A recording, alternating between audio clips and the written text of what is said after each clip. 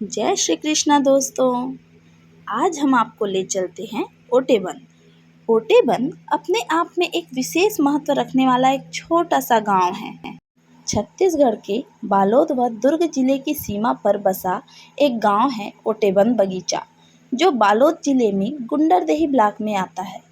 इस गांव के मंदिरों की अपनी विशेष पहचान है, जहां के विष्णु धाम में फागुन माह में होली के पहले 11 दिवसीय यज्ञ व भव्य मेला का आयोजन होता है। इस जगह पर एक ऐसी मूर्तियों की श्रृंखला है जो देव उठनी पर केंद्रित है। उसकी बनावट ही उसकी खास पहचान बताती है। मंदिर में प्रवेश करने से पहले हमने फूल और श्रीफल खरीदे। मंदिर में प्रवेश करते समय घंटे को 3 बार बजाए। घंटनाद में से ओम की ध्वनि निकलती है। घंटे की तरंगे ईश्वर को आने की सूचना का प्रतीक मानते हैं और इसकी गूंज मस्तिष्क को शांतिदायक होती है। इस गांव के मंदिर में आप वृहद रूप से एक बड़े क्षेत्र पर बने इस मूर्तियों के श्रृंखला को देखकर आश्चर्य रह जाएंगी कि इसकी बनावट बहुत ही सुंदर कलाकृति के साथ की गई है। हर कोई जब इस मंदिर में जाता है तो इस क्षीर सागर रूपी मुद्रा को देखने के लिए आतुर होता है और यहाँ पहुंचकर लोग भगवान विष्णु, लक्ष्मी सहित अन्य देवी देवताओं के दर्शन करते हैं। ओटेबन मंदिर का एक गार्डन भी है। मंदिर में आने वाले भक्तों के लिए आराम करने बैठने के उत्तम व्यवस्था के लिए गार्डन बनाए हुए हैं, जिसमें भक्त आराम कर सकते हैं। ओटेबन के विष्णु धाम मंदिर में 11 दिनों तक चलने वाला महायज्ञ होता है। पहले दिन से ही यहाँ बड़ी संख्या में श्रद्धालुओं के आने का सिलसिला शुरू हो जाता है। यहाँ के विभिन्न मंदिरों में दर्शन कर मनोकामना के लिए पेड़ पर नारियल बांधते हैं। ओटेबन में विराजित श्री विष्णु मंदिर का इतिहास पुराना है।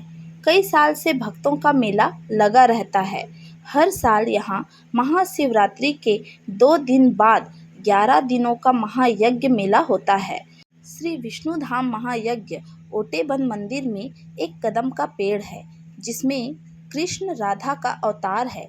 उस पेड़ पर जो भी समस्या का नाम से पूजा पाठ श्रद्धा पूर्वक से करते हैं, पेड़ में नारियल और लाल कपड़ा बांधने से ऐसी मान्यता है कि उनकी सारी मनोकामनाएं पूर्ण हो जाती है। यह पेड़ लगभग 30 साल पुराना पेड़ है। इस क्षेत्र को जगत शंकराचार्य ने धर्मांतरण क्षेत्र का उपाधि ओटेबन विष्णु धाम को दिया है। इस कदम पेड़ में दोनों नवरात्रि के समय ज्योति कलश स्थापना की जाती है।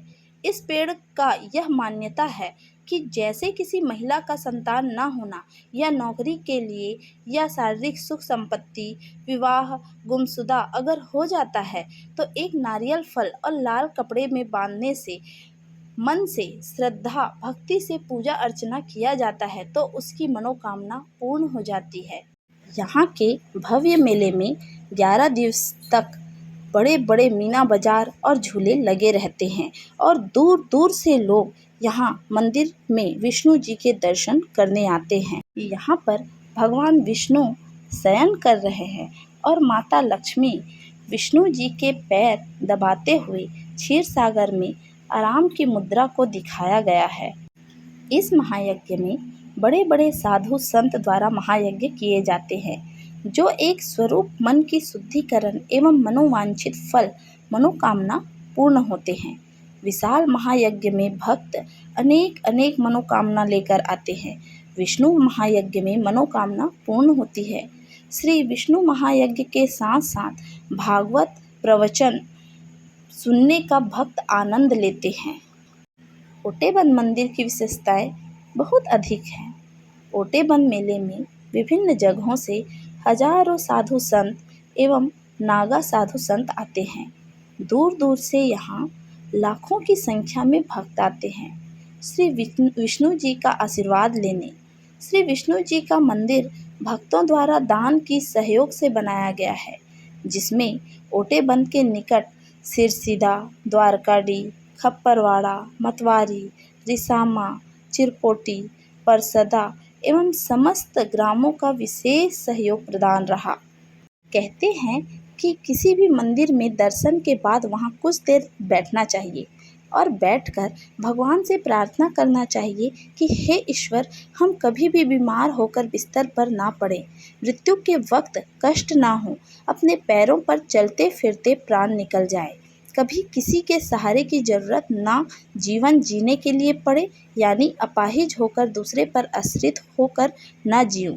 हे परमेश्वर, ऐसा वरदान देना। मंदिर की सीढ़ियों में बैठना शुभ माना जाता है, क्योंकि मंदिर के सिख को देव विग्रह का मुख और सीढ़ियों को उनके चरण पादुका माना जाता है। इसलिए मंदिर में आंखें खोलकर भगवान के पूरी श्रद्धा के साथ दर्शन करना चाहिए। वहीं मंदिर की सीढ़ियों में बैठकर भगवान का स्मरण करते हुए श्लोक बोलना चाहिए। मंदिर में दर्शन के बाद थोड़ी देर बैठने से विचारों को परमात्मय बनाने का समय मिल जाता है। मन बुद्धि को भगवान में तल्लीन कर खुद के मन मंदिर में भगवान को जागृत कर अलग सी शांति व आनंद का अनुभव होता है। मंदिर दर्शन से ही मनोस्थिति में परिवर्तन आना ही परमात्मा से कुछ पाया, यह कहा गया है। देव उठनी पर भी मंदिर समिति द्वारा इस जगह पर पूजा पाठ किया जाता है। आसपास के गांव के लिए यह देव स्थल प्रमुख माना जाता है। शादी विवाह के समय भी लोग यहाँ पर पूजा करने के लिए आते हैं। देव उठनी के साथ ही इस जगह का महत्व और बढ़ जाता है। फागुन के दौरान जब यहाँ यज्ञ व मेला होता है तो दूसरे राज्यों से भी संत महात्मा आकर पूजा पाठ और यज्ञ में शामिल होते हैं, तो वही लोग भी बड़ी संख्या में यहाँ जुटते हैं। बता दें कि इस मंदिर का निर्माण रायपुर के बंजारी धाम की तर्ज पर किया गया है।